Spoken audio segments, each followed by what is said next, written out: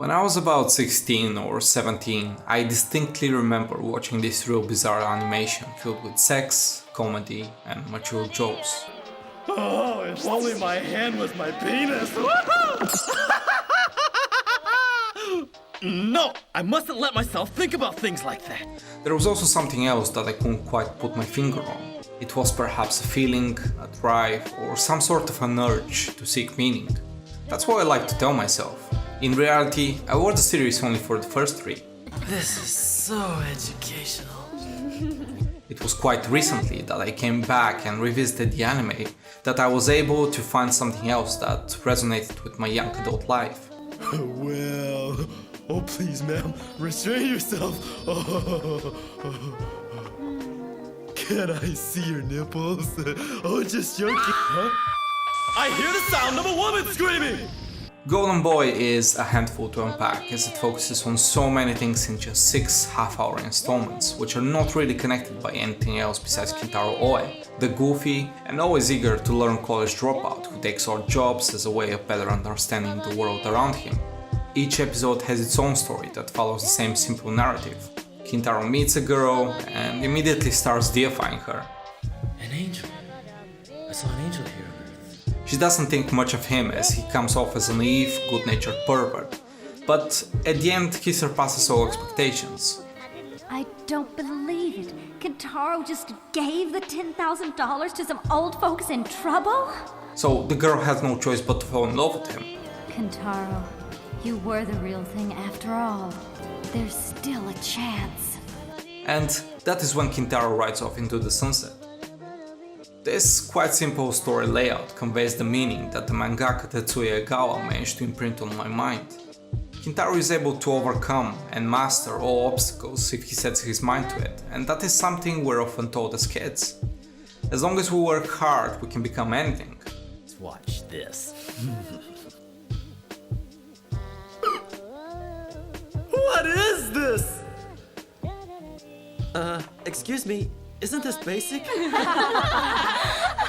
Oh, you're joking, right? Faced with the struggles of adulthood and the reefs beneath the surface, most people choose to abandon what they have dreamed of and settle for something a lot more secure.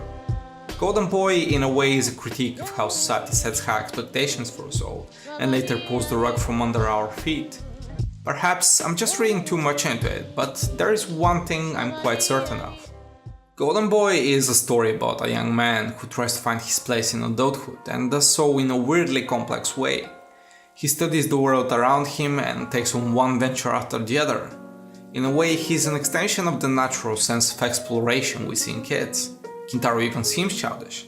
He's supposed to be a law school graduate with a steady job, thinking of starting a family or building the foundations of his own law firm. And yet, more often than not, you would find him cleaning toilets or acting as an errand boy or making silly faces for kids who are afraid of water so that he can help them learn how to swim. Kintaro is the exact opposite of how adults should act and look like, at least according to society. You son of a...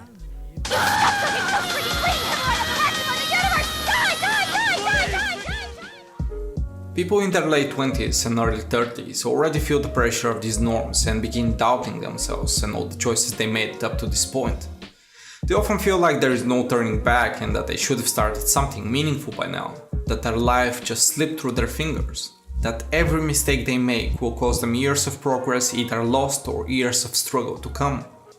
And that can be a huge burden for someone who just got out of college and was never faced with filing their own tax returns, or someone that has worked year after year but feels it got them nowhere.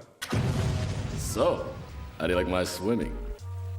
Golden Boy symbolizes freedom, and it's a very specific type of freedom. Kintaro isn't devoid of the consequences of his actions. If he messes up, he gets scolded, fired from his job, or beat up.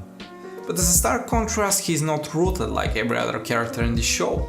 And by that I mean we never see his family or friends from before he starts working these odd jobs.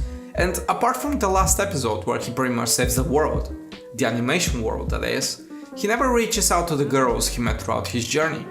The women in the show serve one additional purpose besides being a love interest for Kintaro and a point of conflict. They symbolize all the new and exciting things that try to seduce young people to settle down.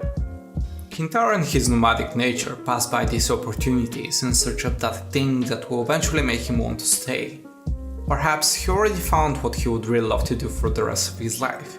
Pedaling his bike around the world and gathering knowledge in his notebook seemed just as good as any other thing he encounters. And what's funny is that those two items are his only anchor to the past and the future. Didn't you take any notes? I always write important stuff in my special notebook. You see? It's simple. Our server backs up everything automatically unless some idiot unplugs it! What? Why'd you do that for? Those were my notes. Those notes were more valuable than my life. Money can't replace that kind of knowledge. Those notes were priceless!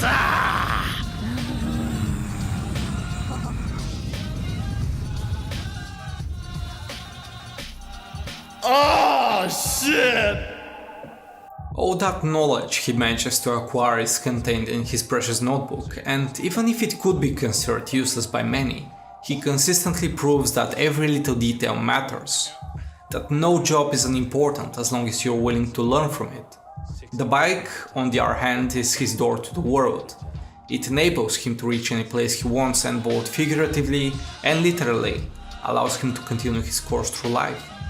Kintaro himself is all about the present, about the things he wants to learn and all the journeys he needs to embark on in order to find what will make him truly happy. And right there I found the meaning of going through adulthood. I felt that this show understood all the struggles I faced and all the pits I managed to climb from. And it truly feels quite scary standing on the edge without having something already built or without having something to fall back on. What Golden Boy taught me was that no experience is insignificant, and no matter how bad or tough the challenges get, you need to pedal through because every bump in your life is there to prepare you for what comes next. Take notes and give everything you have when life tries to beat you to a pulp. If you try to apply yourself to every minuscule task with all your heart, when the time comes and that one thing that will define you and leave a mark on the world shows up, you will be as ready as you can ever be and you will save the world. Your world, that is.